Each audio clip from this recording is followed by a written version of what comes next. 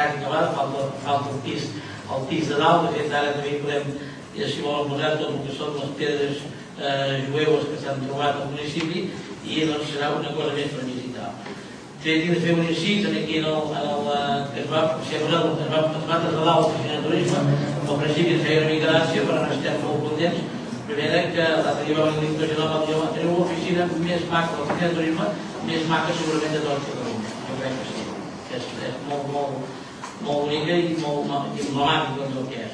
Llavors, ens vam posar una mica per dinamitzar una mica tot el que és el passeig i per tot el que s'ha fet. No tinguem en compte que estava a la plaça dels Homes, que la gent ja hi va per inèrcia, no vam pensar que era bo també dinamitzar un cany més del poble.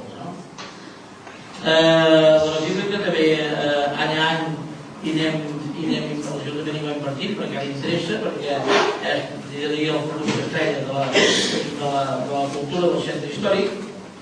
Tinguem en compte que, per exemple, ara també tinc de dir que hem trobat un museu molt col·laborador, que moltes accions que fem de molt col·laborar i que és molt important.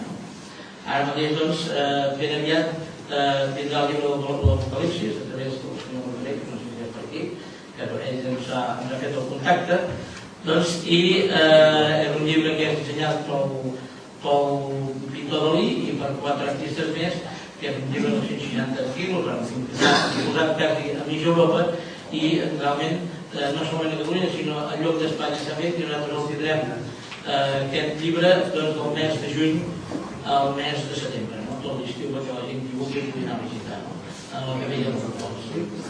S'ha obert també el balcó de la catedral, el Paret de Molino, també s'ha obert el balcó de l'Empordà, podria dir d'allò, que és un paisatge preciós, veuen tots els horts i mig Empordà. La devolució dels pàrquings, era difícil fer venir gent al centre de Castelló si no hi havia pàrquings, pràcticament no n'hi havia. I avui tenim arreglat el pàrquing del Pavelló, tenim també arreglat el pàrquing de Can Cuives, el pàrquing de la Figuera i també el pàrquing de l'Institut. Això vol dir que accessos n'hi ha i és amb molta facilitat pels turistes i per la gent de casa, evidentment que també venir al centre històric.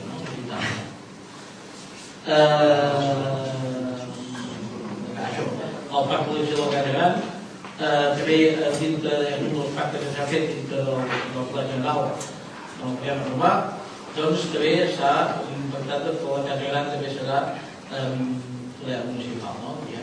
Serà una casa més emblemàtica dels pobles i creiem que és important que sigués també patrimoni de l'Ajuntament. Es van posar també bates públics, es va adequar amb llum tot el que és el molí, principalment el de Llobera, que és el molí del molí. El rei del molí fa molt de goig, si més si blau, com les roses, i es veu que alguna que llueix molt. I també l'adequació del Convent de Santa Clara i del Pont Vell. També des de turisme ençà d'aquesta s'ha col·laborat amb cultura, s'ha col·laborat amb Terra de Torós. Terra de Torós què és? És cultura, és turisme, cultura i tot. I és que també la gent disfruta, que és important. A la Setmana Santa també està el retaule i els eclipsis. El foc de Castelló, que es va fer al novembre, també va ser un gran èxit, que pensem també, a part que cultiva la cultura popular, pensem que serà un gran èxit d'aquí endavant. I també s'ha intentat fomentar totes les accions de caràcter cultural i exposicions que es va fent en el poble. Llavors, ja parlant una mica de l'alçat de les cales ferials del comerç, trobem que de fer fa 6 anys enrere es va preparar l'ordenança que qui obria un comerç en el centre històric no pagava IAE. Ara no paga IAE, doncs també el que s'espera és que en el període d'obertura sigui pràcticament el 0% del que és el permís de repartir. Donar facilitats perquè realment es posin comerç en el centre històric. Ara també s'està treballant amb això, s'ha fet un col·lectiu d'artesans que es promociona, nosaltres els ajudarem a fer el fulletó i a promocionar-se.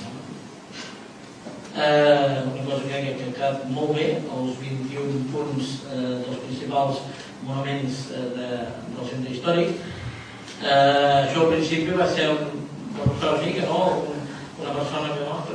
una mica de malentès, i que algú se li va posar sense dir, però realment la gent està molt content, inclús s'ha posat també a les 22 cases més importants, cases senyorials més importants que venien posat, però l'important dels 21 punts primers que han dit és que quan va la gent a l'oficina de turisme se'ls dona un llibretó d'aquests, amb ja 5 idiomes, el idioma que sigui, i tu pràcticament vas llegint, vas fent el recorregut i pots fer una visita guiada perfectament sense cap guia.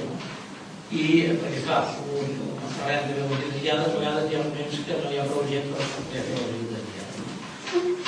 També han dinamitzat les visites guiades, tant particulars, principalment pel cap de setmana i festius. Llavors el grup concentrat no hi ha cap pega, des de si es truca amb Pol ja està al tanto i ja es queda hora i dia. Llavors també va fer una campanya amb el món de l'allotjament i en aquest cas també hi havia una visita gratuïta. El mes de novembre era gratuïta el dissabte en el Parc dels Aiguamolls i el diumenge en el centre històric. I ara actualment el que s'ha fet ara el mes de abril, doncs també hi entra la visita gratuïta del centre històric. Una cosa important, s'ha duplicat, podria dir bé amb llits no, però amb allotjament segur, amb cases, l'oferta d'allotjament al centre històric. Nosaltres pensem que és molt important això. Amb l'oferta de natura que tenim, l'oferta del centre històric, doncs és important que la mateixa gent s'allotgi allà, perquè clar, a vegades és difícil que la gent des d'Empordà s'allotgi aquí i vagi allà. Llavors pensem que això és una gran cosa. S'han obert cap a 5 cases rurals, a més les que hi ha a la Can Cusó i a Can Guià. Ja dic, s'han pràcticament doblat els llits.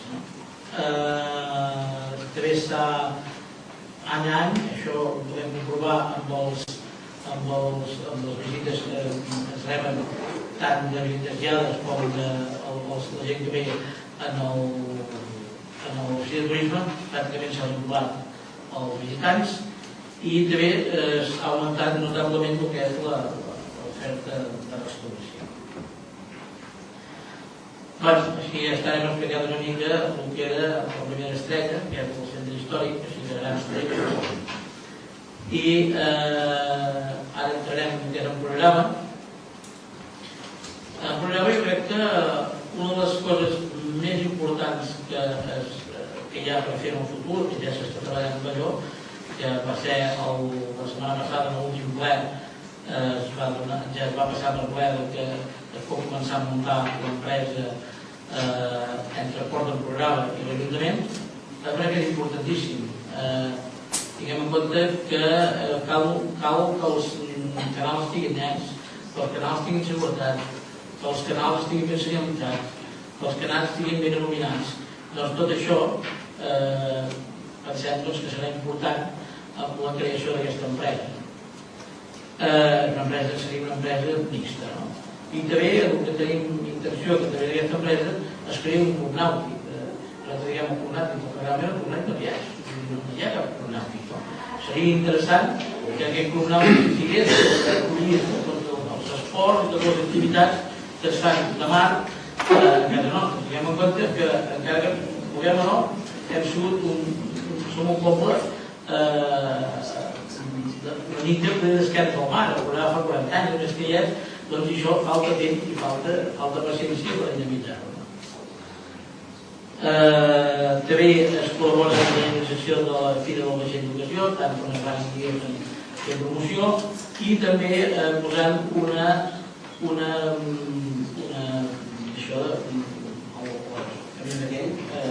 amb una noia, amb una oficina de turisme, diguem, tota la setmana. I evidentment també l'Ajuntament per l'espai, això és important. Sí, l'altre dia, això, em deia un senyor que el veia, una empresa, deia que seria important seria molt important. Diu, el que no pot ser és que paguem el mateix, els nàutics